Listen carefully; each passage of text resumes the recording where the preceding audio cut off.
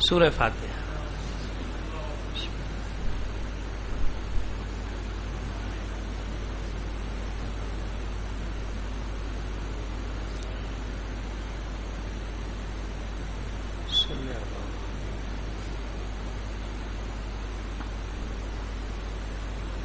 اعوذ باللہ من الشیطان الرجیم. بسم اللہ الرحمن الرحیم. الحمد للہ رب العالمین. الصلاۃ والسلام علی اشرف الانبیاء والمرسلین سیدنا و نبینا ابی القاسم محمد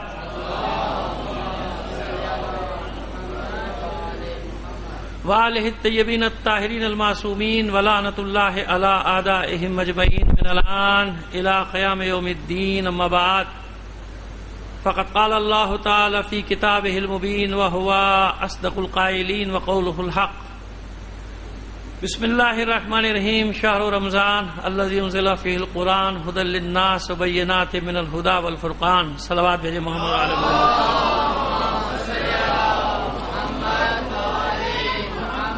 آپ سے درخواست کروں گا مرحوم سید ابو ذر کاظمی، سید حسن مجتبیٰ زیدی، سید ابو رضا، سید ابو اسماعیل، سید زاہد نقوی، سید التجا زیدی اور اپنے بھی تمام مرحومین اور شہداء کو شامل کر کے ایک سورہ فاتحہ پڑھ کر بخش دیجیے گا. بسم اللہ.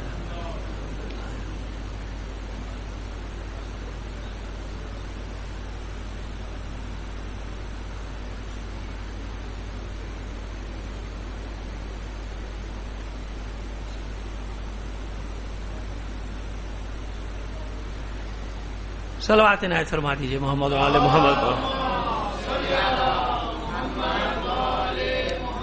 تھوڑا سا سمٹ آئیں گے تو بات کرنے میں مجھے اور آپ کو بات سمجھنے میں آسانی ہو جائے گی. تھوڑا سا آگے تشریف جائے گی. ایک بار اور بلند آواز سے صلوات عنایت فرما دیجیے گا.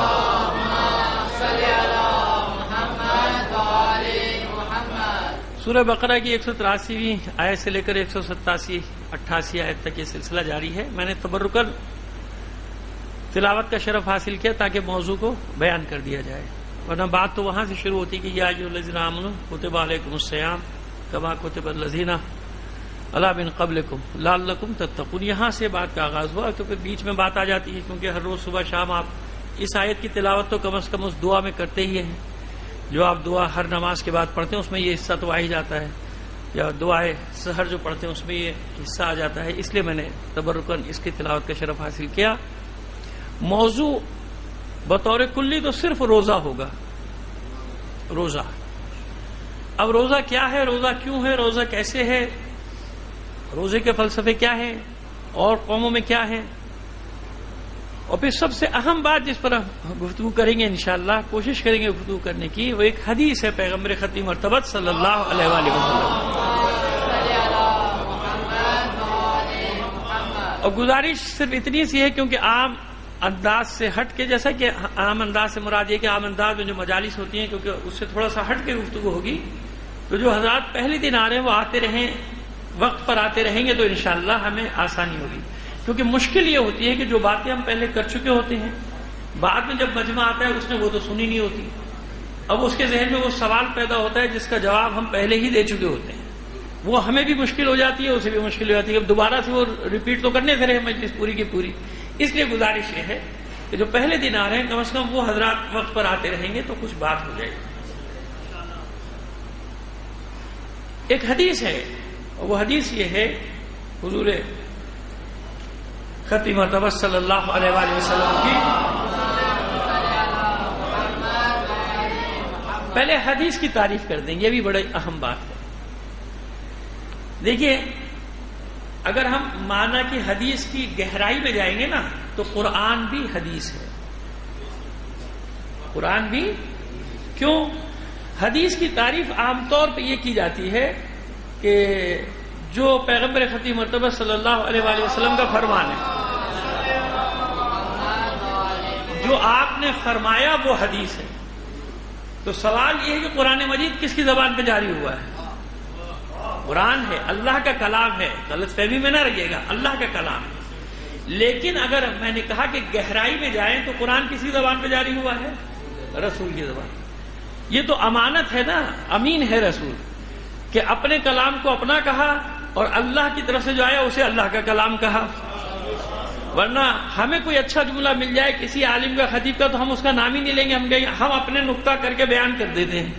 ہم سے مراد ہے کہ عام طور پہ، ورنہ میری کوشش تو یہ ہوتی ہے جس عالم کا نقطہ ہے اسی کا بیان کیا جائے. ورنہ عموماً یہ کرتے ہیں نا کہ بھائی اچھی بات ہے، اچھا جملہ ہے، بڑا بھاری جملہ ہے، داد زیادہ ملے گی، اپنے نام سے کہو، اس کا نام کیوں لو. لیکن اسی لیے امین ہے خدا کا رسول کہ اس بہترین کلام کو کہ جو حذف و زوائد سے بالکل عاری ہے، خالی ہے، نہ اس میں کچھ زیادہ ہے نہ کچھ کم ہے، اسے کہہ دیا اللہ کا کلام ہے تو وہ اللہ کا کلام ہے، وہ حدیث نہیں ہے. اب بات واضح ہو گئی. ورنہ تو یہ کہا جا سکتا ہے کہ حضور کی زبان پہ جو کلام جاری ہو وہ حدیث ہے. تو قرآن مجید بھی کس کی زبان میں جاری ہوا؟ اور قرآن مجید میں خود قرآن کو بھی احسن الحدیث کہا گیا. اس لیے میں نے کہا تاکہ اور غلط فہمی آپ کی دور کر دوں کہ قرآن مجید میں بھی اس قرآن مجید کو، اس کلام کو کیا کہا گیا ہے؟ احسن الحدیث. اس کو بھی حدیث ہی کہا گیا. لیکن بہرحال یہ اللہ کا کلام ہے، اور جو حضور فرمائے، جو آیات الہی جسے وہ نہ کہیں کہ یہ آیت الہی اللہ کا کلام ہے، تو وہ کیا ہوگا؟ حدیث. حالانکہ جو حضور فرما رہے ہیں وہ بھی اللہ کے حکم سے فرما رہے ہیں. ایسے ہی ہے نا، ان ہوا الا وحی یوحی، وحی کے بغیر بات ہی نہیں کرتے. تو آپ جب دیکھیں گے تو کتنا گہرا مسئلہ ہے کہ حضور جس کو ہم حدیث رسول کہہ رہے ہیں، بھائی وہ کیسے جاری ہو رہا ہے؟ وہ بھی تو اللہ کے حکم سے جاری ہو رہا ہے. مگر یہ کتنا باریک سا پورے سرات کا سا مسئلہ ہے کہ حدیث رسول اور کلام الہی، حالانکہ دونوں فرمان رسول کی زبان پہ جاری ہو رہے ہیں. قرآن کو قرآن نے حدیث کہا ہے، اور حدیث جسے ہم کہہ رہے ہیں وہ بھی اللہ کے حکم سے جاری ہونے والا کلام ہے. ٹھیک ہے. تیسری قسم حدیث کی کیا ہے؟ حدیث قدسی. حدیث قدسی اللہ کا وہ فرمان ہے کہ جو قرآن نہیں ہے، حضور کی زبان پہ جاری ہو رہا ہے. اس میں لفظ آگے پیچھے ہو سکتے ہیں. تو یہ سب سمجھ میں آگئی دو قسمیں، ایک حدیث رسول، ایک حدیث قدسی. اور قرآن اللہ کا کلام. لیکن میں نے عرض کر دیا کہ اس تمام کلام کی تینوں جو قسمیں ہیں یہ سب جاری ہو رہی ہیں کس کی زبان پہ؟ رسول خدا کی زبان پہ، آپ کی زبان. لیکن یہ آپ کی امانت داری ہے، اس لیے اللہ نے امین قرار دیا کہ جو قرآن ہے اسے قرآن کہا، جو اپنا قول ہے اسے اپنا قول کہا، اور جو ملائکہ کے ذریعے سے الگ سے احکام جاری و لولا کا لما خلقت الافلاق، اگر آپ کو خلق نہ کرتا تو افلاق یہ عالمین ہی خلق نہ کرتا. یہ کیا کہلائی؟ حدیث قدسی. بس اسی طرح کی ایک حدیث قدسی ہے کہ وہ فرما رہے ہیں لیکن فرمان الہی ہے. ایسا فرمان الہی جو قرآن میں نہیں ہے بلکہ حدیث قدسی کہلاتا ہے. اور وہ حدیث قدسی کیا؟ صوم لی وانا اجزی بہ، روزہ میرا ہے یا میرے لیے ہے اور میں ہی اس کی جزا بھی. عام طور پہ آپ سنتے رہے ہیں، یہ حدیث سنتے رہتے ہیں، لیکن سوال یہ پیدا ہوتا ہے یہاں پر. جواب تو اس کے بہت سارے، جو ظاہری جواب ہیں بہت سارے ہیں، لیکن ہم ذرا گہرائی میں جانا چاہتے ہیں. ٹھیک ہے. الصوم لی وانا اجزی بہ، فرمان رب العزت ہے، حدیث قدسی میں ارشاد ہو رہا ہے کہ روزہ میرے لیے ہے، روزہ میرا ہے اور میں ہی اس کی جزا دوں گا. میں آپ سے یہ سوال کرتا ہوں کہ باقی عبادتیں کس کے لیے کرتے ہیں آپ؟ فرمان الہی ہے الصوم لی، روزہ میرے لیے ہے. اچھا نماز کس کے لیے پڑھتے ہیں آپ؟ حج کس کے لیے کرتے ہیں آپ؟ زکوٰۃ کس کے لیے دیتے ہیں؟ خمس کس کے لیے دیتے ہیں؟ جتنی بھی عبادات ہیں قربتاً اللہ ہے نا بھائی، اللہ کے لیے تو کر رہے ہیں. اچھا ان کی جزا کون دے گا؟ ان کی جزا کوئی اور دے گا؟ اب سوال پیدا ہو گیا. سوال یہ کہ صوم لی وانا اجزی بہ، روزہ میرا ہے، میرے لیے، اور میں ہی اس کی جزا دوں گا. تو باقی عبادات کی جزا کون دے گا؟ باقی عبادات کی جزا بھی تو اللہ دے گا نا. نماز کی، حج کی، خیرات کی، زکوٰۃ کی، خون کی، جتنی بھی نیکیاں، مسجد بنانا ہو، یہ کرنا ہو، وہ کرنا ہو، جو بھی ہو، اس کی جزا کون دے گا بھائی؟ اللہ دے گا نا. ان اجریہ الا علی اللہ. اور سوائے اس کے نہیں ہے اس کا اجر، تم ہمیں کیا اجر دو گے؟ اجر اس کا کون دے گا؟ اس کا اجر کس پر ہے؟ اللہ پر ہے. ایسا نا قرآن مجید میں جا بجا ارشاد ہوا ان اجریہ الا علی رب العالمین، ان اجریہ الا علی اللہ. اس قسم کی انین الفاظ سے مناسبت رکھتی ہوئی آیات ہیں قرآن مجید کہ انبیاء نے کہا کہ تم ہمیں کیا اجر دو گے؟ لوگوں سے کہا ہمیں اجر دے گا اللہ. تو ہر فعل کی جزا کون دے گا؟ اللہ دے گا. پھر یہاں خاص طور پہ کیوں کہا وانا اجزی بہ؟ روزہ میرے لیے ہے اور میں ہی اس کی جزا بھی دوں گا تو باقی عبادتیں کس کے لیے ہیں؟ ہر عبادت کی نیت ہے قربتاً اللہ، اللہ کے لیے انجام دے رہا ہوں، اور اس کی جزا بھی اللہ دے گا۔ یہ سوال ذہن میں رکھیے، ٹھیک ہے؟ 2-3 سوال اٹھاتے ہیں پھر جوابات کی طرف آئیں گے۔ اب آ جائیے اس طرف، جو ہم نے آیت سرنام کلام ایک حصہ قرار دیا، باقی آیات پڑھتے رہیں گے روز، ان کی انشاءاللہ تشریح کرتے رہیں گے۔ اس لیے عرض کیا کہ ذرا بالکل ہوشیار ہو کے بیٹھیے گا، جس کو نیند آئے آرام سے جا کے سو جائے۔ باہر بہت ساری جگہ ہے لان میں سونے کے، مطلب کچھ بیان کرنا چاہ رہے ہیں آپ کے سامنے، ٹھیک ہے؟ نہیں ہمیں کوئی اعتراض نہیں ہوگا، لیکن یہاں بیٹھ کے نہ سوئے، سونا ہو جا کے سو جائے، آرام سے سو جائے۔ ہمیں کسی کی نیند پر نہ مجھے قابو ہے نہ اسے قابو ہے، جس کو نیند آئے وہ سو جائے جا کے، منع تھوڑی ہے اس کو۔ مگر یہاں جب بیٹھے فرش پہ تو اطمینان سے آنکھیں کھول کے بالکل ہوشیاری کے ساتھ بیٹھے۔ میرے سامنے خاص طور پہ شہر رمضان الذی انزل فیہ القرآن، یہ رمضان کا مہینہ جس میں قرآن مجید کو نازل کیا گیا۔ اور یہ بھی آپ کو کی خدمت میں عرض کر دیں کہ جتنے بھی صحیفے یا کتابیں ہیں یہ سب رمضان ہی میں نازل ہوئی ہیں، یہ بھی بتا دیں تاریخ وار۔ ابھی آج مقدمے کی مجلس ہے نا، اس میں وہ چیزیں ساری جو انشاءاللہ 8-9 دن بیان کی جانی ہے، ان سب کا مقدمہ آپ کے سامنے رکھ رہے ہیں کہ یہ تفصیل پھر بعد میں آئے گی۔ جیسے کتاب کا مقدمہ ہوتا ہے نا، اس میں سب چیزیں خلاصتاً بیان کی جاتی ہیں جو کچھ کتاب میں ہوتا ہے، تو وہ سب آپ کے سامنے بھی رکھ رہے ہیں کہ کیا کیا باتیں ہوں گی انشاءاللہ۔ تمام کتابیں رمضان میں نازل ہوئی۔ روزہ رکھنا بھی واجب رمضان میں، اور ایسے مقامات بھی آئے کہ جہاں روزہ کھولنا بھی واجب، اسی رمضان میں روزہ رکھنا بھی حرام قرار دیا گیا۔ اسی رمضان کے مہینے میں ایک ایسا وقت بھی آیا کہ روزے کو حرام قرار دے دیا، تو روزہ رکھنا حرام، نہیں رکھو روزہ۔ ایسا ہوا؟ بتا دیں گے کب ہوا۔ پہلے لفظ رمضان پر بحث کرتے ہیں، کیونکہ اس کے معنی عام طور پہ بہت سادہ سے بتا دیے جاتے ہیں، گہرائی میں جاتے ہیں۔ رمضان کا معنی کیا ہے؟ اب جب کسی عربی میں کسی بھی لفظ کا معنی تلاش کرنا پڑے گا تو اس کے مصدر کی طرف جانا پڑتا ہے۔ مصدر یعنی جہاں سے چیزیں مشتق ہوتی نکلتی ہیں۔ مصدر کا معنی ہے نکلنے کی جگہ۔ وہ جو طلبہ مقدمات کا آغاز کرتے ہیں نا مدارس میں، تو سب سے پہلے وہی مصدر آتا ہے، المصدر ما یصدر علیہ، وہ اس طرح کی تعریف ہیں کہ جس سے مختلف چیزیں صادر ہوتی۔ مصدر جیسے کان ہے، کان میں سے مختلف چیزیں نکلتی ہیں نا، ایسے مصدر۔ عربی میں اصل کلام جو ہے وہ کیا ہے؟ مصدر ہے۔ مصدر سے ساری چیزیں نکلیں گی، جو بھی فعل، فاعل، مفعول، اسم، یہ سب مصدر سے نکلتا ہے۔ اس کا مصدر کیا ہے؟ 2 مصدر ہیں اور دونوں کے معنی متضاد ہیں، بالکل مختلف معنی۔ رمضان 2 مصدر سے بنتا ہے، یا بنا ہے یا بنا ہوگا، یا کس سے بنا مجھے نہیں معلوم، لیکن مصدر 2 ہیں۔ اور ان 2 مصدر جو ہیں، ان دونوں کے بالکل مصادر، یوں نہیں کہہ سکتا کہ تثنیہ ہے، 2 مصدر ہیں، 2 مصدر ہیں، دونوں کا بالکل مختلف معنی ہے۔ اور دونوں کے مصدر میں را میم زواد ہے، رمزن، لیکن ایک مصدر جو ہے اس میں آخر میں الف لگا دیا گیا ہے، رمزا یا رمزن، اور اسی سے رمضان بنا ہے، یا اس سے بنا ہے یا اس سے بنا ہے۔ اب دونوں کا معنی کیا ہے؟ دونوں کا معنی بالکل مختلف، ایک دوسرے کی ضد ہے۔ یوں سمجھ لیجئے کہ آگ اور پانی، دونوں معنی بالکل الگ ہیں۔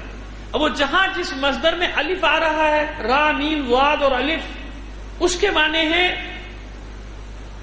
ایسا پتھر تپا ہوا، جلا ہوا، اتنا گرم پتھر کہ اس پر جو کچھ رکھ دیا جائے وہ جل جاتا ہے، جو کچھ رکھ دیا جائے وہ جل جائے گا۔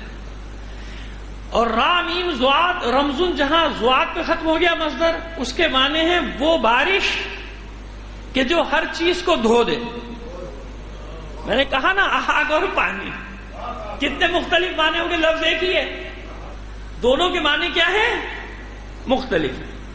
اس کے معنی ہے کہ ایسا پتھر، جلا ہوا گرم پتھر کہ جس پہ جو کچھ رکھا جائے وہ جل جائے گا۔ اور اس رمز کے معنی ہے ایسی بارش کہ جو ہر چیز کو دھو کے گزر جائے۔ اور علماء کہتے ہیں کہ صاحب دونوں سے رمضان ہو سکتا ہے، دونوں سے یہ رمضان بن سکتا ہے، ہمیں نہیں پتا کس سے بنا، مگر دونوں سے بن سکتا ہے۔ اگر وہ جس میں الف آ رہا ہے اس مصدر سے بنا ہے تو اس کا معنی بھی یہی نکلتا ہے، رمضان الف نون کا اضافہ کر دیا جاتا ہے رمضان، اس لیے کہ وہ جلا کے راکھ کر دیتا ہے مومنین کے گناہوں کو، مومنین کے گناہوں کو جلا دیتا ہے، ختم کر دیتا ہے۔ اور اگر اس رمضان سے نکالا جائے جو بارش جو ہر چیز کو دھو دیتی ہے، تو کیا اس کا مطلب ہوتا ہے کہ مومنین کے گناہوں کو دھو دیتی؟ یہاں بھی مانا، حالانکہ دونوں متضاد مانے، لیکن علماء نے یعنی علماء نحو نے جو اس کے معنی نکالے، اب اس کے لیے ابھی مثالیں بعد میں دیں گے۔ اسی لیے عرفاء کہتے ہیں کہ رمضان وہ مہینہ ہے جو انسان کو جلا بھی دیتا ہے اور جلا بھی دیتا ہے۔ اب دیکھیے محاورتی ترجمہ کتنا آسان ہو گیا نا۔ اب دیکھیے اردو میں بھی، دیکھیے یہ اردو کا بھی کمال اتنا تو مان لیجئے نا کہ اردو نے بھی بدل ضرور دے دیا اس لفظ کا۔ جیسے وہاں ایک ہی لفظ ہے را میم ضاد، دو بالکل متضاد مانے، یہاں بھی جیم لام اور الف، زبر لگا دیا تو کچھ اور مانے، زیر لگا دیا تو بس یہ اردو سیکھنے کی بات ہے۔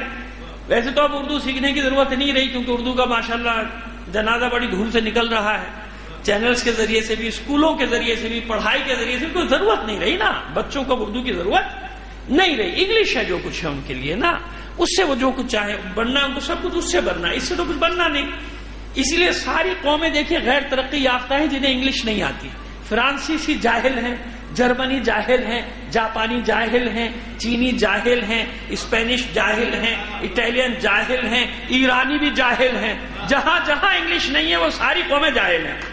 اس لیے ہمارا پورا زور انگلش سیکھنے پر ہے کہ جب تک انگلش نہیں سیکھیں گے جہالت دور نہیں ہوگی، حالانکہ جہالت میں کیسا اضافہ ہو رہا ہے وہ آپ کے سامنے ہے۔ صلوات بھیج دیجیے محمد آل محمد پر۔ میں نے کتنی دنیا کی بڑی بڑی جاہل قوموں کا آپ کو نام گنا دیا کہ جہاں بیچارے انگلش نہیں بولنا نہیں جانتے، اس لیے پوری قوم وہ جاہل ہیں، نہ کچھ بنا سکے نہ کچھ پیدا کر دے، کچھ نہیں۔ ہم ترقی کی طرف بڑھ رہے ہیں کیونکہ ہم نے اردو چھین لی ہے، اپنی قومی زبان کو دفن کر دیا ہے کہیں لے جا کے، اور اس کی جگہ یہ سب رائج۔ خیر، تو میں بتا رہا تھا کہ دیکھیے وہ جب اس کا رمز کا عربی میں بھی یہی ہوا کہ ذرا سا ایک الف آگے آیا تو کیا بن گیا؟ جلا دینا، اور الف ہٹا دیا تو دھو دینا، یعنی زندگی دے دینا، تازگی دے دینا، زندگی دے دینا، ایسے ہی ہوا نا۔ بس اردو میں جب عرفاء اس کا ترجمہ کرتے ہیں تو کہتے ہیں رمضان کا معنی جلا دینا بھی ہے، جلا دینا بھی ہے، یعنی جلا دینا اس معنی میں کہ انسان کے گناہوں کو جلا دیتا ہے، اور جلا دینا اس معنی میں کہ انسان کو نئی زندگی رمضان کے بعد عطا کر دیتا ہے، نئے طریقے سے پیدا ہو جاتا ہے۔ اب یہ دو معنی بالکل آسان ہو گئے، سمجھ میں آ گئے رمضان کے معنی۔ صلوات بھیجیے محمد آل محمد پر۔ اب آئیے اب روایات کا سہارا لیتے ہیں، تو اب اتنی بات تو سمجھ میں آ گئی نا کہ جو بھی معنی لے، اسی لیے فقہا نے دونوں معنی لکھے، بلکہ اور بھی کئی معنی لکھے، مگر ہم آسانی کے لیے یہ دو معنی آپ کے سامنے پیش کر رہے ہیں، تاکہ اتنا کہ جتنا آسانی سے سمجھ میں آ جائے، آپ جواب دے سکیں، آپ کو پتہ چل جائے رمضان جب آئے تو رمضان کا معنی کیا ہوتا ہے۔ رمضان کا معنی یہ ہوتا ہے ہر مہینے کا۔ اور پھر ایک بات اور بھی، اس زمانے میں کیونکہ گرم ترین مہینہ یہ ہوتا تھا ان کا، تو اس لیے اس کو کیا کہتے تھے وہ رمضان کا مہینہ۔ جیسے شعبان، رجب اور رمضان کے بیچ میں گھاٹی کی بنیاد کے اوپر رکھا جاتا تھا، ہر مہینے کا کچھ نہ کچھ معنی ہے عربی میں، تو اس گرمی کی وجہ سے اس کو رمضان نام دے دیا گیا تھا۔ لیکن ہم روایات کے حساب سے اس لیے کہہ رہے ہیں کہ کہیں بھی انبیاء تو سب جگہ آئے نا، تو جہاں بھی آئے مگر جو صحیفے نازل ہوئے، جیسے جناب ابراہیم علیہ السلام پر جو صحیفے نازل ہوئے وہ 6 رمضان تھی، رمضان کی 6 تاریخ تھی جب وہ صحیفے، اس سے تمام پر جو یہ صحیفے اور کتابیں نازل ہوئی تقریباً جو میں نے روایتیں دیکھی ہیں وہ سب کی سب اسی بات پہ دلیل ہیں، یعنی دال ہیں اس بات پر کہ وہ تمام کی تمام کتابیں رمضان میں نازل ہوئی ہیں۔ اب آئیے حدیث، جب حضور سے پوچھا کہ رمضان کو رمضان کیوں کہا جاتا ہے، سوال کرتے تھے نا صحابہ کرام صلی اللہ علیہ رضوان اللہ تعالی علیہم اجمعین ومنتخبین ومنتجبین، تو خیر اب پوچھا کہ رمضان کو رمضان کیوں کہا جاتا ہے، تو آپ نے فرمایا کہ ارمز اللہ فیہ ذنوب المؤمنین، اللہ اس مہینے میں، اب دیکھیے یہاں بھی ارمزہ کے دونوں معنی ہیں، ارمز اللہ فیہ ذنوب المؤمنین، اللہ اس مہینے میں مومنین کے گناہوں کو جلا ڈالتا ہے۔ اور دوسرا ترجمہ کر لیجئے، اللہ اس مہینے میں مومن کے گناہوں کو دھو ڈالتا ہے۔ ارمزہ کے دونوں معنی ہیں، حالانکہ وہاں ترجمہ جلانے کا ہی کیا گیا، احترقہ، رمضا احترقہ یعنی جلا دینا، تو معنی میں کوئی فرق نہیں پڑتا، جو بھی معنی آپ کر لیں۔ ارمز اللہ فیہ ذنوب المؤمنین وغفرہا، غفر لہا، اور ان کی مغفرت بھی کر دیتا ہے، ان کے گناہوں کو جلا دیتا ہے، ان کے گناہوں کو دھو ڈالتا ہے، ان کو نئی زندگی دے دیتا ہے، ان کے گناہوں کو جلا دیتا ہے، ان کی زندگی کو جلا دیتا ہے، جلا بخشتا ہے، اور ان کی مغفرت کر دیتا ہے۔ اب یہاں ارمزہ کا ترجمہ جو کیا گیا وہ جلانا ہی کیا گیا ہے، لیکن میں اس لیے پیش کر رہا ہوں کہ اگر آپ دوسرا معنی بھی کریں گے تو کوئی فرق نہیں پڑتا، چاہے جلا دیتا ہے چاہے دھو دیتا ہے، معنی ایک ہی، حالانکہ دونوں متضاد ہے معنی، آگ اور پانی، مگر یہاں رمضان کے معنی میں دونوں کا بالکل اتفاق آ جاتا ہے، دونوں وہ معنی کر لیں یہ معنی کر لیں۔ اب آئیے ایک اور حدیث، ایک صلوات اور عنایت فرمائیے محمد علی محمد پر۔ اب آج میں نے ایسا کیا نا کہ پہلا دن ہے تو پہلے جو ہم نے موضوع رکھا ہے اس کا معنی تو پیش کر دیا جائے نا، آپ کے سامنے معنی پیش ہو جائے گا، آگے بھی بات کرنے میں بہت آسانی ہمیں ہوتی چلی جائے گی، بہت زیادہ۔ اب پھر ارشاد فرماتے ہیں خدا کے رسول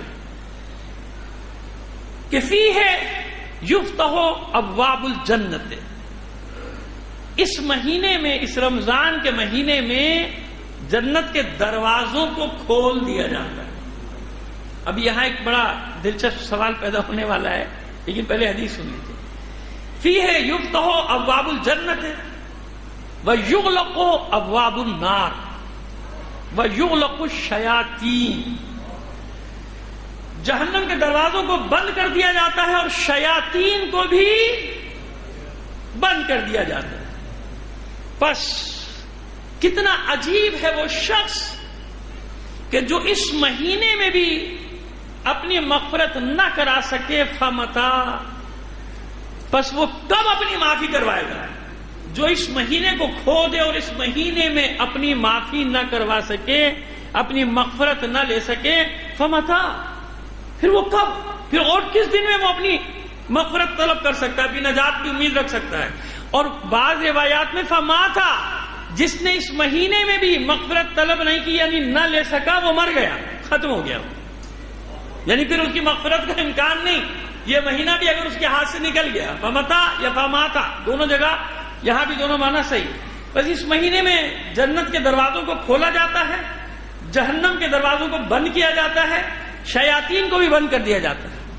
پھر ایک حدیث اور ہے، سوالات پیدا کرتے چلے جائیں پھر جوابات آئیں گے، کہ روزے دار کو جنت میں بھیجا جائے گا تو ایک خاص دروازہ ہوگا، وہاں سے بھیجا جائے گا، روزے دار کو خاص دروازے سے بھیجا جائے گا۔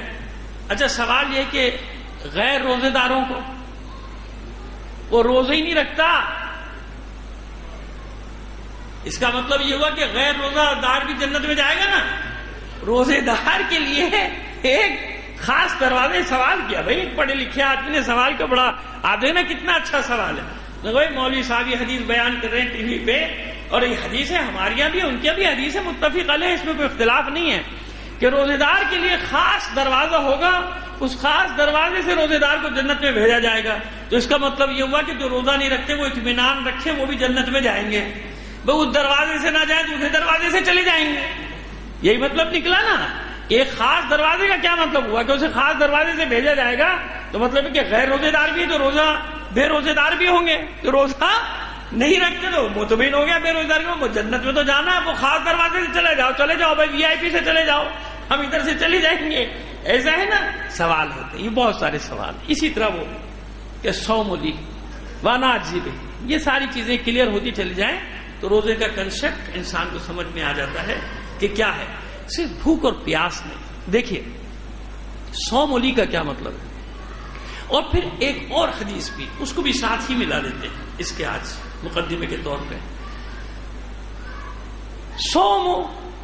الصوم الجنہ من النار، ایک ڈھال ہے، ایک سپر ہے جو آگ سے بچاتی ہے۔ روزہ ایک ڈھال ہے جو جہنم کی آگ سے بچا لے، ڈھال بن جاتے ہیں۔ روزہ کیا بنے گا؟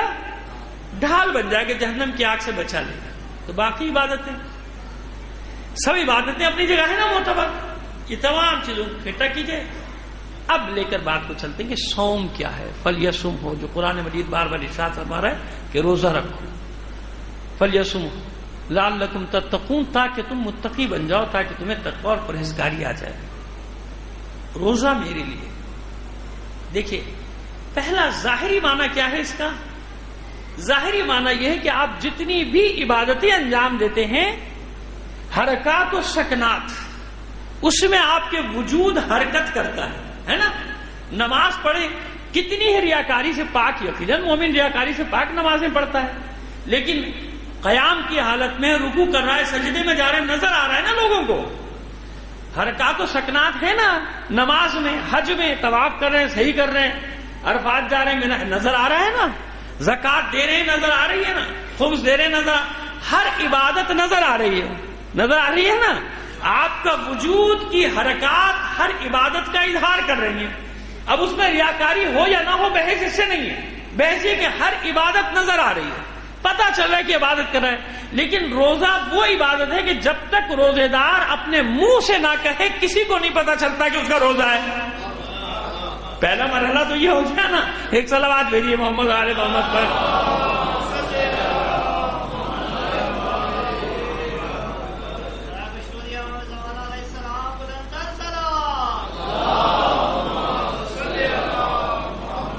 جب تک اپنی زبان سے نہ کہے کسی کو پتا چلے گا روزہ ہے، نہیں معلوم روزہ ہے کہ نہیں ہے. کیونکہ یہ ایک ایسی عبادت ہے کہ جس میں آپ کا وجود اعلان نہیں کر رہا. باقی ہر عبادت میں وجود آپ کا اعلان کرتا ہے کہ نماز پڑھ رہا ہے، یہ حج کر رہا ہے، یہ روزہ ہے، یہ زکات دے رہا ہے، یہ خمس دے رہا ہے. روزہ ایک ایسی عبادت ہے کہ جب تک زبان سے نہ کہے کسی کو، یعنی اس میں بھی گنجائش ہے ریاکاری کی، مگر دوسری عبادتوں سے فرق یہ ہے کہ جب تک بتائے گا نہیں، اظہار نہیں ہو سکتا کہ حالت عبادت میں، یعنی ایسی حالت عبادت ہے کہ جس میں صرف وہ جانتا ہے اور صرف اس کا اللہ جانتا ہے. ساری عبادتیں اللہ کے لیے ہیں، لیکن یہ عبادت ایسی ہے جس میں سمدیت میں شامل ہو رہا ہے. سمدیت میں کیا مطلب؟ اللہ کی ایک صفت کیا ہے؟ سمدیت ہے نا، بے نیاز ہے نا. کھانے پینے سے، اس سے ہم چیزوں سے بے نیاز ہے. جیسے اب یوں ورنہ آپ سمجھیں گے لوگ سمدیت میں انسان کو شامل کر دیا، یعنی بات ہوتی ہے سمجھنے کی. جیسے ماں باپ کے لیے کہا گیا رب ارحمہما کما ربیانی، پس اے میرے رب ان پر رحمت نازل فرما جس طرح سے کہ یہ دونوں میرے رب بنے رہے. یہاں ماں باپ کو جو رب کہا گیا کون سا رب ہے؟ رب مجازی ہے نا، یعنی لفظی معنی ہے، پالنے والا. آپ صبح شام اپنے ماں باپ کو رب کہتے ہیں؟ نہیں کہتے، کہہ بھی نہیں سکتے نا. حالانکہ قرآن نے ماں باپ کو رب کہا، مگر آپ کہیں گے؟ آپ نے کہا کبھی؟ نہیں کہا. کیوں نہیں کہا؟ آپ جانتے ہیں کہ عرف عام میں اگر میں اپنے باپ کو رب کہوں گا تو لوگ کیا کہیں گے کہ کفر کر رہا ہے. اس لیے وہ لوگ جو تشبیہ بلا مشبہ دیتے نا کبھی کبھی کہ ہم فلاں ہستی کو اس معنی میں رب کہتے ہیں، اس معنی میں رب کہتے ہیں. بابا خدا کے سوا کسی کو نہیں کہا جاتا. اس لیے نہیں کہا جاتا کہ وہاں پھر وہ ٹکرا جائے گا نا معنی. حالانکہ قرآن نے ماں باپ کو رب کہا، مگر آپ نہیں کہہ سکتے. کیوں؟ کہ سننے والا کہیں یہ نہ سمجھے کہ اس کی مراد وہ رب العالمین ہے. لہذا کتنی ہی بڑی ہستی ہو، اس نے جب اللہ کو پکارا تو رب العالمین کہہ کر اسی لیے پکارا کہ میں تمہارا مربی ضرور ہوں، میں تمہارا مولا ضرور ہوں، میں تمہارا آقا ضرور ہوں، میں تمہارا سید و سردار ضرور ہوں، مگر خبردار کبھی رب نہ کہنا کہ لوگوں کو یہ شبہ نہ ہو کہ یہ اللہ کا معنی لے رہے ہیں. یہ اس شبہ سے بچانے کے لیے. ورنہ میں نے عرض کر دی کہ قرآن مجید میں ماں باپ کو رب کہا ہے نا، مگر آپ زندگی میں کہا کیجئے نا. پھر رب اللہ نے کہہ دیا تو کہیے رب ماں باپ کو نہیں کہہ سکتے. کیوں؟ شبہ ہو جائے گا نا، اس رب سے شبہ ہو جائے گا. تو لیکن قرآن مجید میں کہا، کیوں کہا؟ پالنے والے ہیں. کتنی دیر تک پالنے والے ہیں؟ جب تک ان میں شکت ہے. اس کے بعد ماں باپ کو پالو. ایسے ہی ہے نا، وہ بھی قسمت والے پالتے ہیں. بد نصیب اور بد قسمتوں کو یہ سب چیزیں نہیں نصیب ہوتی ہیں. نصیب والوں جن کے والدین حیات ہیں ان کی بات کر رہا ہوں. بد نصیب بد قسمت سے مراد وہ ہے کہ جن کے ماں باپ حیات ہوں اور اپنے ماں باپ کو اذیتیں دیتے ہوں. ان کو تکلیفیں پہنچا، جن کے دنیا سے چلے گئے اللہ مغفرت کرے، ان کے لیے نیک کام انجام دے، اولاد بہترین عمل انجام دے. کہنے کا مطلب یہ ہے میرا کہ کب تک پالتے ہیں؟ ایک معینہ مدت تک نا، لیکن اللہ کیا ہے؟ رب العالمین کا پالنے والا. کچھ دیر کے لیے، چند گھنٹوں کے لیے آپ اس صفت میں شریک ہوئے. حاتم طائی ایک محدود زندگی کے لیے سخی بنا، اس کی سخاوت کی صفت کی بنا پر کیا کیا اللہ کے رسول نے؟ اس کے احترام میں اس کے بچوں کو جو قیدی بن کر آئے تھے کافر نے رہا کر دیا کہ نہیں، ان کے باپ میں اللہ کی ایک صفت تھی سخاوت، سخی تھا، لہذا اس کے احترام میں ان کو چھوڑ دیا جائے. حاتم طائی کا مذہب کیا تھا؟ اس وقت تو اسلام آیا ہی نہیں تھا، ہمیں اس سے بحث نہیں، لیکن رسول نے چھوڑ دیا نا. یعنی اللہ کی صفت سے مراد متصف ہونا یہ ہے. تو چند گھنٹوں کے لیے، جیسے حاتم طائی اپنی زندگی میں چند سالوں کے لیے اس صفت سخاوت سے متصف ہوا اور اللہ نے اسے قیامت تک کے لیے سخاوت کا ضرب المثل بنا دیا. ضرب المثل بن گیا نا. تو بس یہ انسان، یہ مومن، یہ مسلمان چند گھنٹوں کے لیے اس صفت سمدیت سے متصف ہو جاتا ہے. یعنی کھانے پینے سے پرہیز کرتا ہے، سمدیت ہے نا وہ، بس اس سمدیت سے کیونکہ متصف ہوتا ہے چند گھنٹوں کے لیے، صرف چند گھنٹوں کے لیے متصف ہونے کی بنا پہ اللہ کیا کہتا ہے کہ بس کیونکہ میری صفت کے ساتھ. دیکھیے نماز میں اللہ سے متصف نہیں ہو رہا، حج میں اللہ سے متصف نہیں ہو رہا، اللہ طواف نہیں کرتا، اللہ صحیح نہیں کرتا، اللہ عرفات میں قیام نہیں کرتا، میرا معاذ اللہ سمجھانے کے لیے ایک بات کرنا نہیں کرتا نا، کہیں بھی کسی بھی عبادت میں متصف نہیں ہوتا اللہ کے ساتھ. اس بھوک اور پیاس میں اس سمدیت سے متصف ہوتا ہے. چند گھنٹوں کے لیے، صرف چند گھنٹوں کے لیے اللہ کی صفت سے متصف ہوتا ہے سمدیت سے. تو اللہ نے کیا فرمایا کہ نہیں، اب یہ تیری عبادت نہیں، میری عبادت بن گئی. سمجھ میں آ گئی بات؟ صلوات بھیجیے محمد آل محمد پر.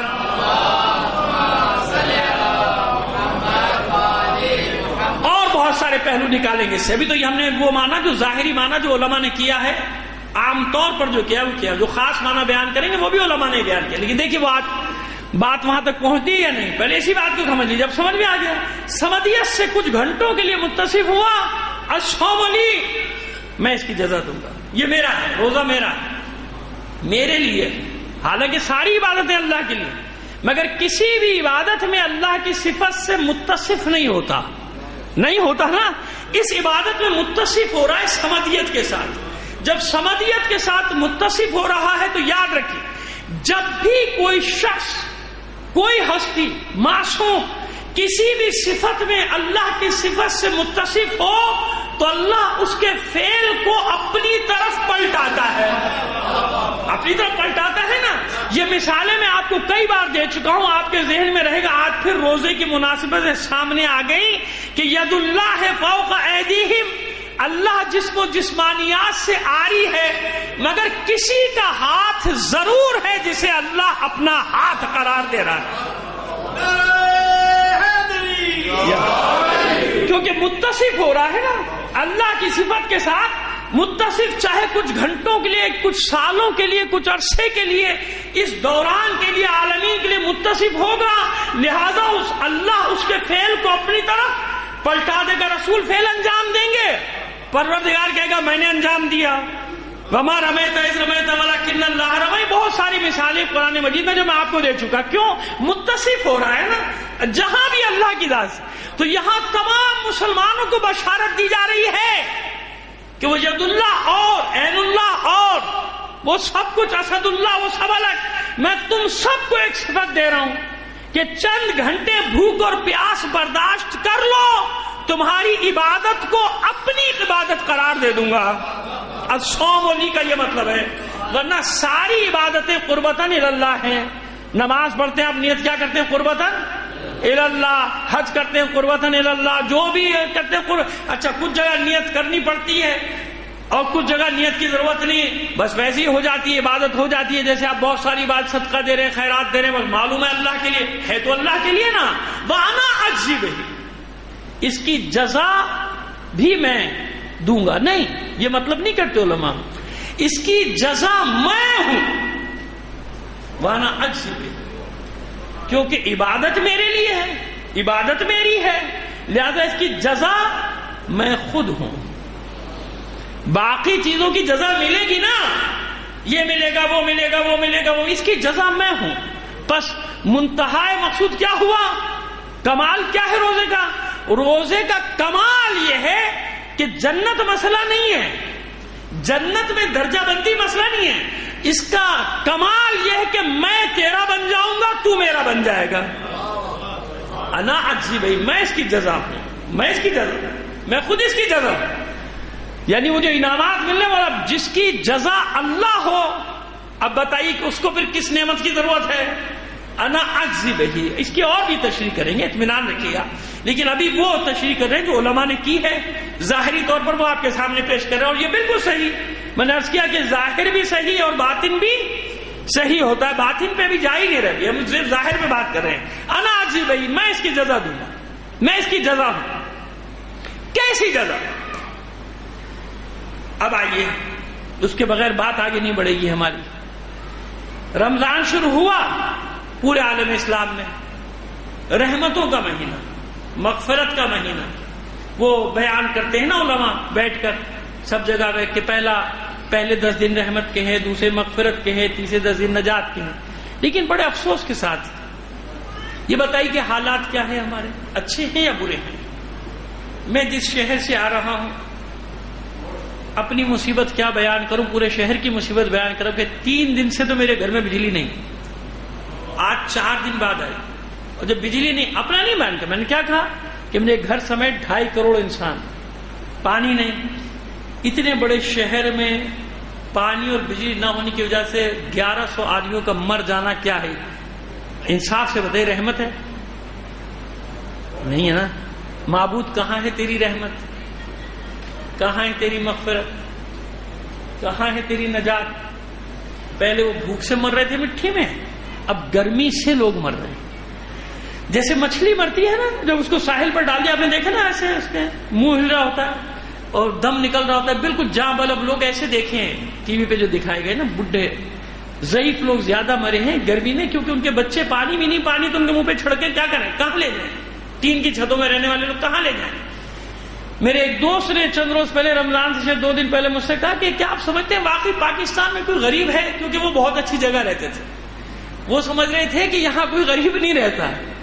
تو میں نے حیرت سے ان کو کہا، میں نے کہا آپ نے بھی غربت دیکھی نہیں، نہ غریب دیکھیں. ابھی 3 دن پہلے ان کا فون آیا کہ نہیں، آپ نے جو آغا صاحب کہا تو میں نے دیکھ لیا. میں نے کہا آپ اصل میں ایسے علاقوں میں رہتے ہیں، آپ کا آنا جانا سب ایسی، تو آپ سمجھتے ہیں کوئی غریب نہیں. اب جب یہ لاشیں جانی شروع ہوئی، مردہ خانے والوں نے ہاتھ جوڑ لیے کہ بھائی بس میت ہے، آپ خود دیکھیں نا، میں کوئی اور افسانوی باتیں تو نہیں کر رہا نا، یہ سب چینلز دکھا رہے ہیں، ہاتھ جوڑ رہے ہیں کہ بھائی اب میتیں رکھنے کی بھی جگہ نہیں ہے، سرد خانے ختم ہو. کتنے بڑے شہر میں یہ کس کی وجہ سے ہے؟ کیوں ہے؟ جو بات میں عرض کرنا چاہ رہا ہوں، کہاں گئی رحمت اللہ کی؟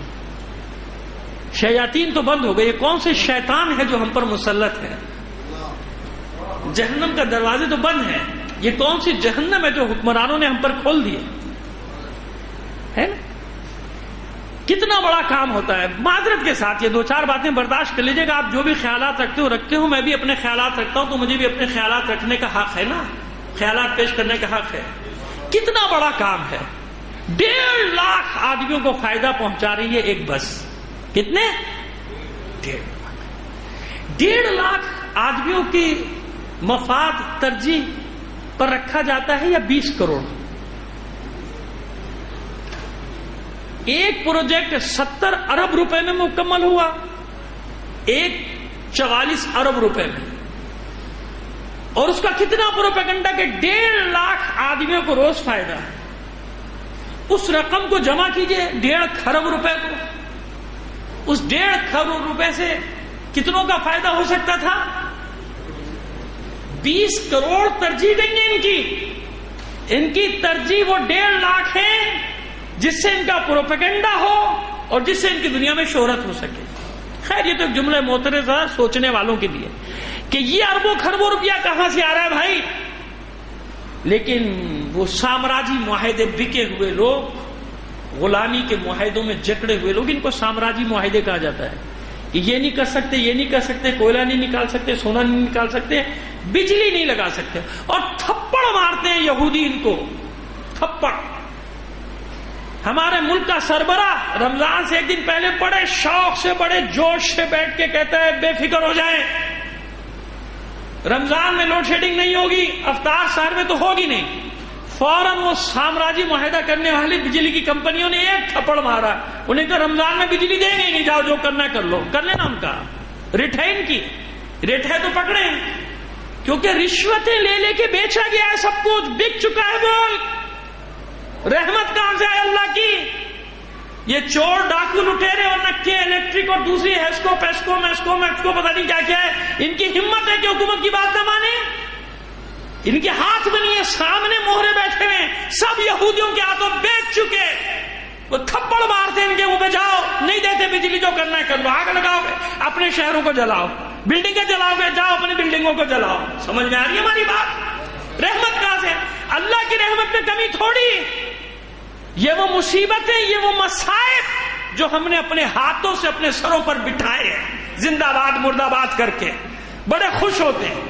تو بعض مصیبتیں لوگ خود لیتے ہیں بھائی، یہ مصیبتیں تم نے لے، انتظار کرتے ہو سب کہ کوئی دوسرا کھڑا ہو انقلاب لے آئے، اور جب دوسرا کوئی کھڑا بھی ہو جائے تو ٹی وی پہ بیٹھتے دیکھتے رہیں گے، جب آئے گا جب چلے جائیں گے، اچھا اب وہ لوگ کم ہو گیا، اچھا اب چلے وہ ختم ہو گیا قصہ۔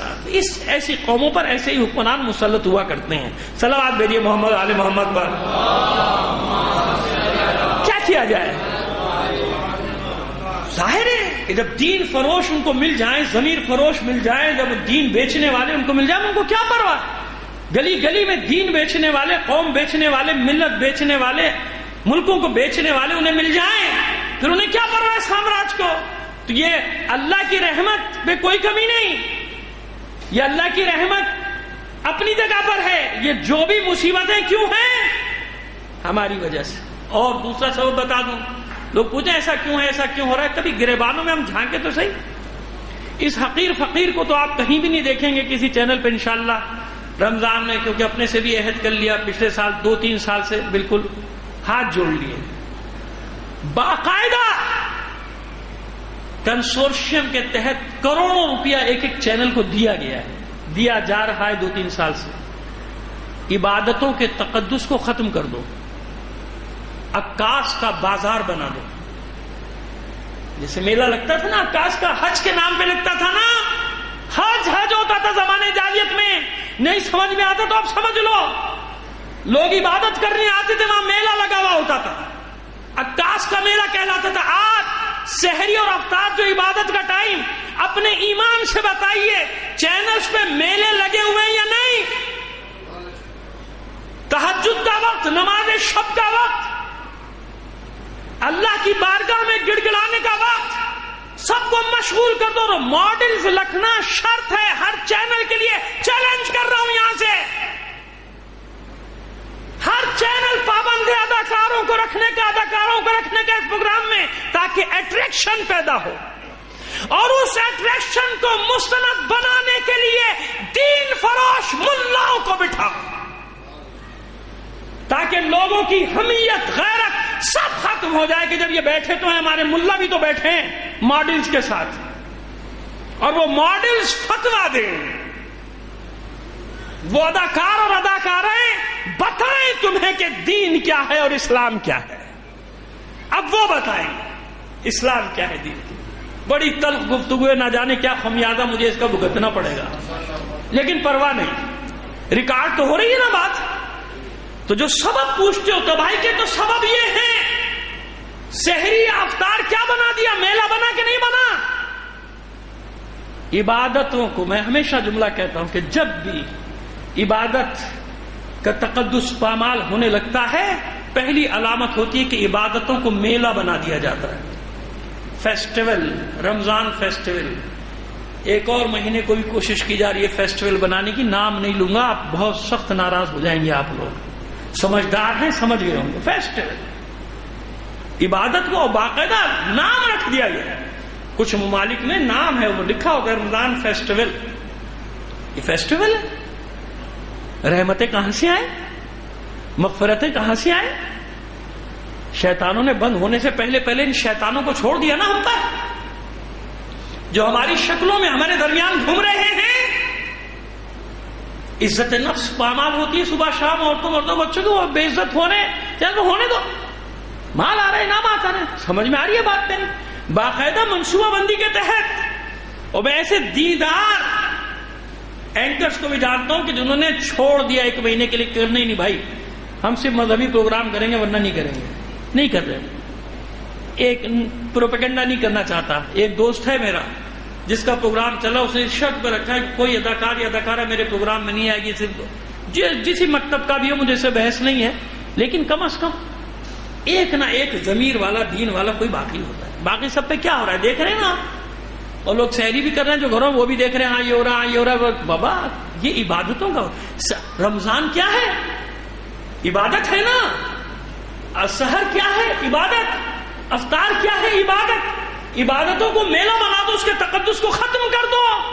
تفریح لے گئے، چلو بھائی روزہ اچھا گزر جائے گا، 2 بجے سے نشریات شروع کے روزہ اچھا گزر رہا ہے، دوپہر میں سحری روزہ اچھا گزر رہا ہے. دلچسپی ایک سے ایک، کیا کہوں میں آپ کو، مکار لوگ، جال باز لوگ، دکانیں لگی ہوئی اپنا پروپیگنڈا. ہم یہ دیں گے ہماری طرف آؤ، ہم یہ دیں گے ہماری طرف آؤ، ہم یہ دیں گے ہماری طرف آؤ. یہی ہو رہا ہے کہ نہیں ہو رہا؟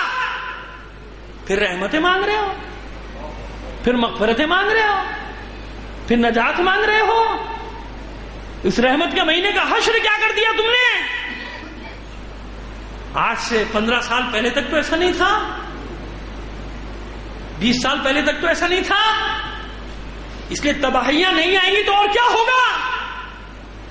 کاش کہ یہ میری ریکارڈنگ پہنچا دی جائے جگہ جگہ، اور لوگوں تک یہ پیغام پہنچ جائے کہ کیوں ہو رہا ہے یہ، کیا یہود و نصارہ نے تمہارے ساتھ کیا، تمہاری عبادتوں کا بیڑا غرق کر دیا، عبادتوں کو ان کا تباہ کر دو. ہاں رمضان ہے بھائی، ہم دیکھیں نا مولوی صاحب کو بھی تو بٹھایا ہوا ہے، 3 4 مولوی بھی تو بیٹھے ہوئے ہیں، جہاں گانے ہو رہے ہیں، جہاں ناچ ہو رہا ہے، جہاں تماشا ہو رہا ہے، جہاں بے حجابی اپنی انتہا پر پہنچ چکی، ان کے ساتھ ہم نے دیکھے نا نعت خان بھی تو بٹھائے ہیں، علماء بھی تو بٹھائے ہیں. وہ بیچارے کیا کریں، روزگار کا مسئلہ ہے سب کے.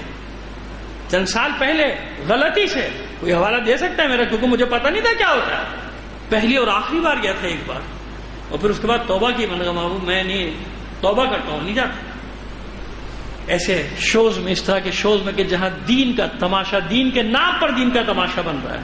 وہ کہہ رہے ساتھ دیکھیے ہم تو عیدی بانٹ رہے ہیں، یہ عیدی بانٹنے کا طریقہ ہوتا ہے، یہ ہوتا ہے، سارا کچھ ہوتا ہے، تماشے ہو رہے ہیں، تماشا دیکھ لیا. اب آپ غور کر لیجیے، اب سمجھ میں آ رہا ہے کہ رحمت کیوں، کیسے، کہاں سے آئے رحمت تو نہیں آ سکتی نا، وہ تو رحمت ہے اللہ کی. ہم نے کیا کیا، ہمارے اپنے ہاتھوں سے کیا ہو رہا ہے، تو رحمت کہاں سے آئے گی، برکت کہاں سے آئے گی؟ برکت اٹھ گئی، رحمت اٹھ گئی، ہم نے اٹھا دی. وہ تو ہے جہاں ایسا نہیں ہو رہا، لاکھوں کروڑوں لوگ، ظاہر ہے کہ 1 صدی میں 1 کروڑ تو ہو گئی ہوگی، اگر مبالغہ آپ کو لگ رہا ہے چلیے لاکھوں تک رہنے دیجیے، 35-40 لاکھ عراق میں، اتنے ہی ایران میں، اتنے ہی لبنان میں. مگر ذرا وہاں رمضان تو جا کے دیکھ لیجیے. پھر کہتے تھا وہ ایرانی ایجنٹ بیٹھے ہوئے، آتے چھوڑیے ایران کو، عراق میں جا کے دیکھ لیجیے، کربلا کی افطاری اور سحر دیکھ لیجیے، نجف کی سحر افطاری دیکھ لیجیے، وہاں پر ہی دیکھ لیجیے نا کہ وہاں کیا ہو رہا ہے، کیسے ہو رہا ہے، کس انداز میں ہو رہا ہے، کہ تماشے بنائے جا رہے ہیں. وہاں کا چینل بھی تو آ رہا ہے، دیکھیے نا کیا ہو رہا ہے وہاں پہ کربلا چینل پہ. اس چینل سے کیا ہوتا ہے، سحر میں دعائے سحر ہو رہی ہے، تاکہ جو کام بھی کر رہی ہے عورت گھر میں، اس کے کانوں میں آواز تو جائے دعائے سحری کی. دعائیں ہو رہی ہیں، دعائے کمیل کی آواز آ رہی ہے، دعائے توسل کی آواز آ رہی ہے، دعائے افتتاح کی آواز آ رہی ہے. ان دعاؤں کی آوازیں کان میں تو آ رہی ہیں، ان تماشا گروں کی، ان مکاروں کی آوازیں تو نہیں آ رہی. کہ دلچسپی ہو. رحمت کہاں سے آئے گی بھائی، مغفرت کہاں سے آئے گی؟ عذاب نہیں آ رہا، عذاب آئے گا بھی نہیں قیامت سے پہلے امت محمدی پر، اطمینان رکھیے. اب بتاتا ہوں کیوں اس رمضان، یہ سب مصیبتوں کے باوجود بھی رمضان کیوں رحمت ہے. مولا عارفان علی ابن ابی طالب علیہ السلام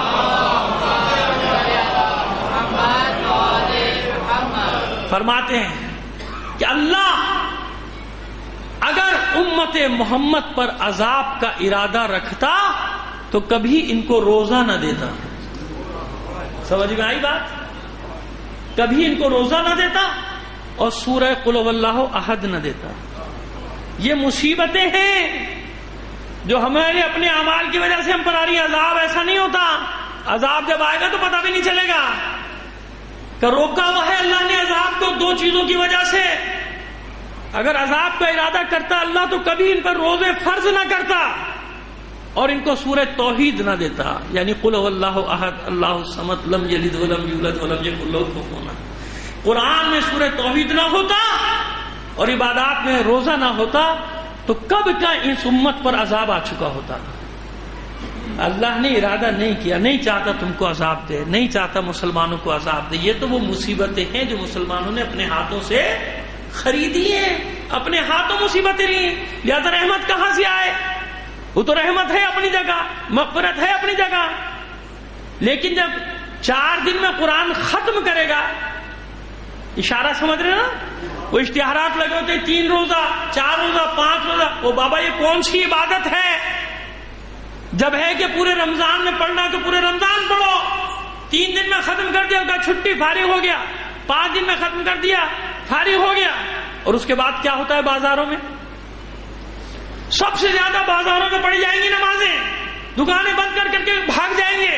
اور اس کے بعد جب اللہ کی بارگاہ میں ٹکرے مارنے کے بعد جب آتا ہے واپس, پھر کیا کرتا ہے؟ غریبوں کے ساتھ, عام لوگوں کے ساتھ. اب یہی تو مہینہ ہے منافع کمانے کا, یہی مہینہ.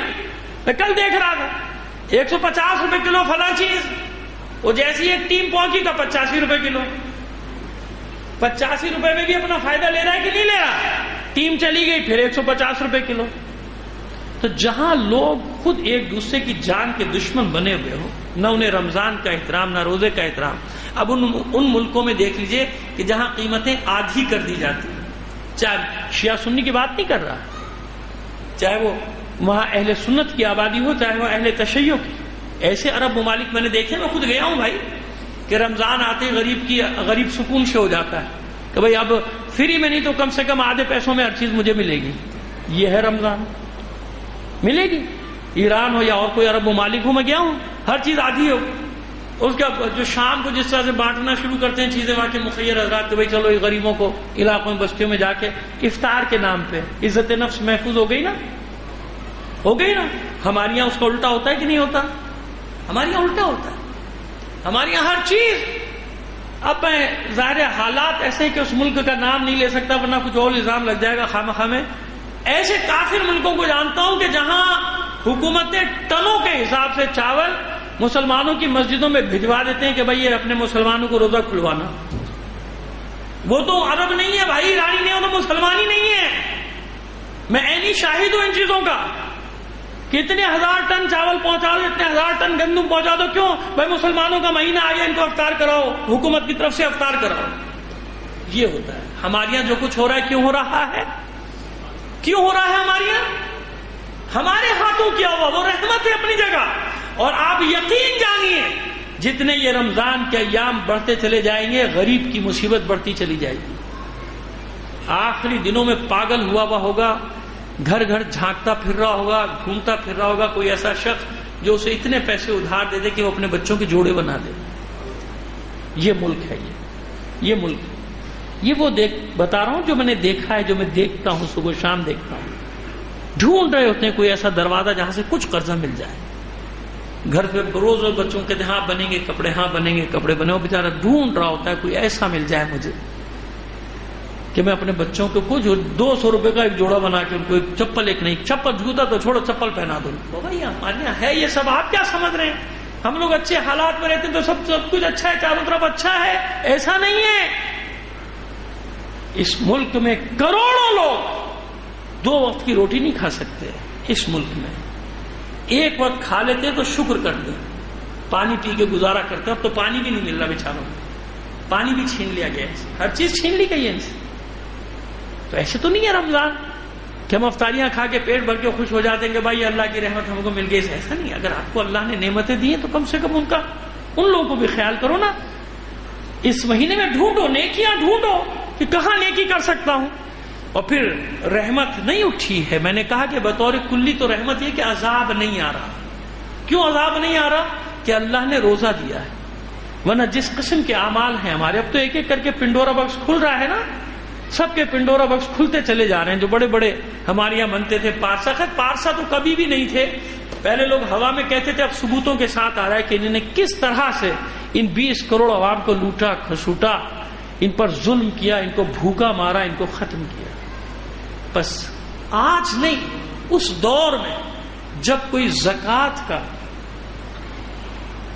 لینے والا نہیں ملتا تھا، اس زمانے میں کیوں معصومین رات کی تاریکی میں غریبوں کی بستیوں میں جاتے تھے؟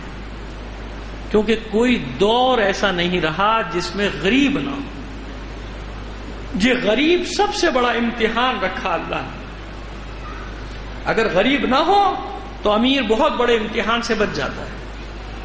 دنیا کا کوئی ملک، مغربی ممالک سمیت کوئی ملک ایسا نہیں ہے کہ جہاں غریبوں کی بستیاں نہ ہوں، جہاں غریب نہ ہوں. عرب ممالک کو جن کو آپ سونے کی چڑیا سمجھتے ہیں، وہاں بھی غریبوں کی بستیاں میں نے دیکھی ہیں، بھیک مانگتے ہوئے بھی دیکھے ہیں. انہیں کے مقامی لوگ بھکاری. یہ کیوں رکھا ہے ان غریبوں کو؟ ان غریبوں کو امتحان کی صورت میں رکھا ہے. یہ نہ ہوتے بہت بڑے امتحان سے بچ جاتے لوگ. ان غریبوں کو امتحان قرار دیا. اس لیے مولا کا ذکر نہیں کر رہا میں، مولا عارفان کا، امام سجاد علیہ الصلوۃ والسلام. جب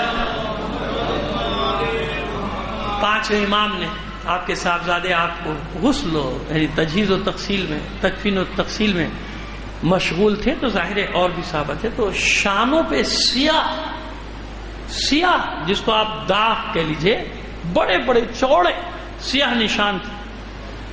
تو ان پہ لب رکھ کے روایات کے مطابق معصوم رونے لگے. اور ظاہر ہے کیسی ہوا، امام محمد باقر علیہ السلام رو رہے. تو جو ساتھ تھے 2-4 صحابی، انہوں نے پوچھا کہ مولا یہ سمجھ میں نہیں آ رہا کہ اتنے پشت پہ یہ سیاہ داغ کیسے؟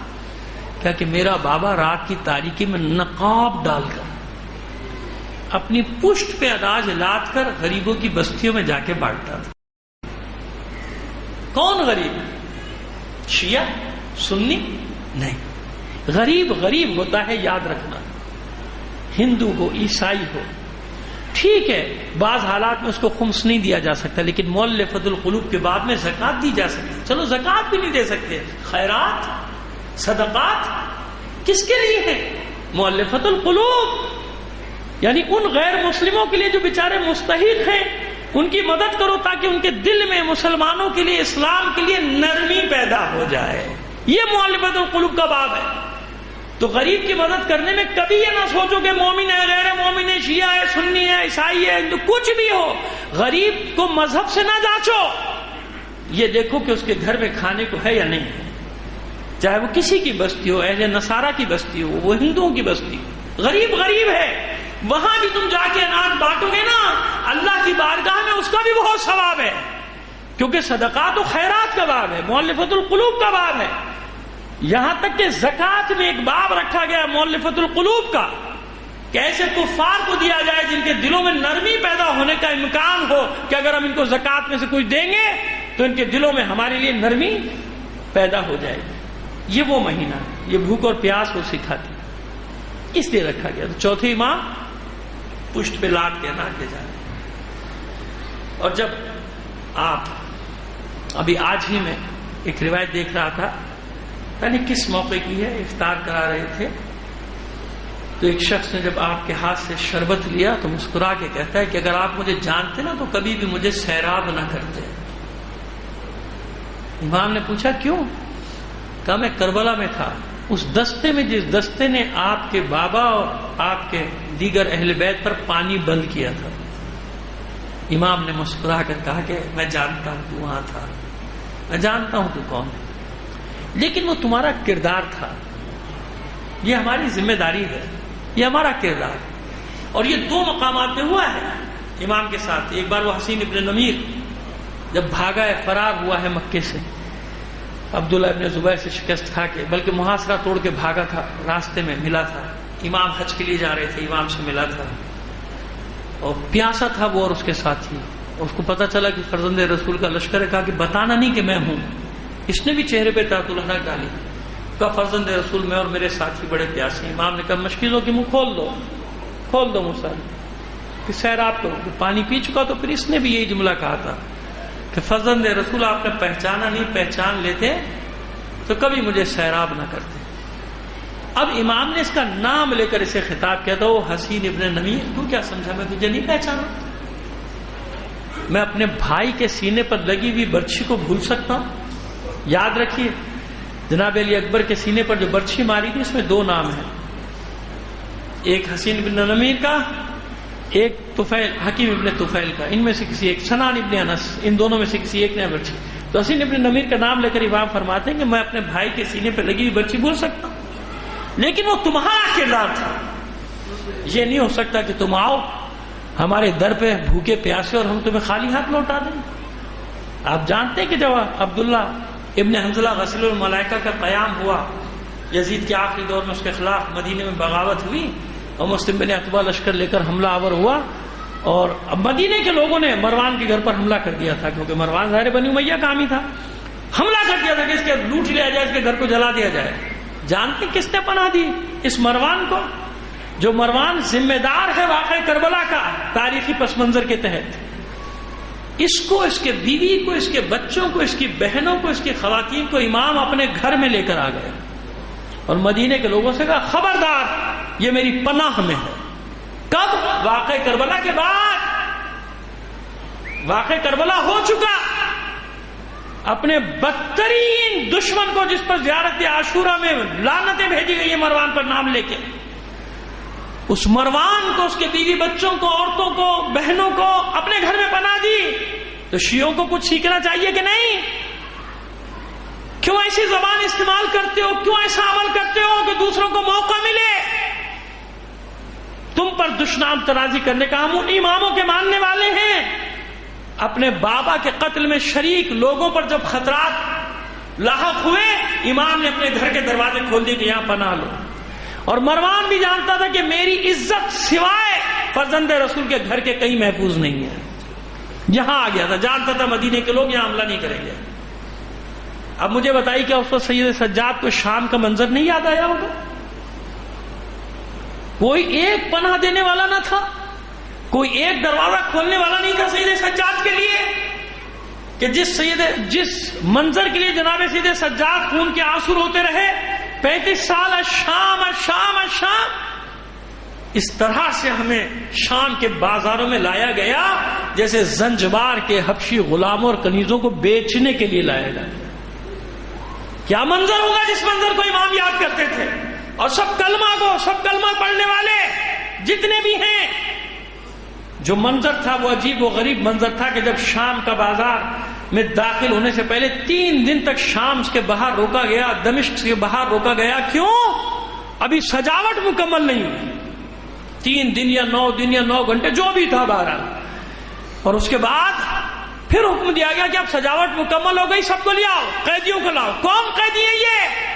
ابھی دن میں 5 بار جس کی اذان دے گا، گواہی دے گا، اشہد ان محمد رسول اللہ کہے گا، اس کا خاندان ہے، اس کے بچے ہیں، اس کی بیٹیاں ہیں، اس کے نواسیاں ہیں، اور دمشق کے لوگ سب کلمہ گو ہیں.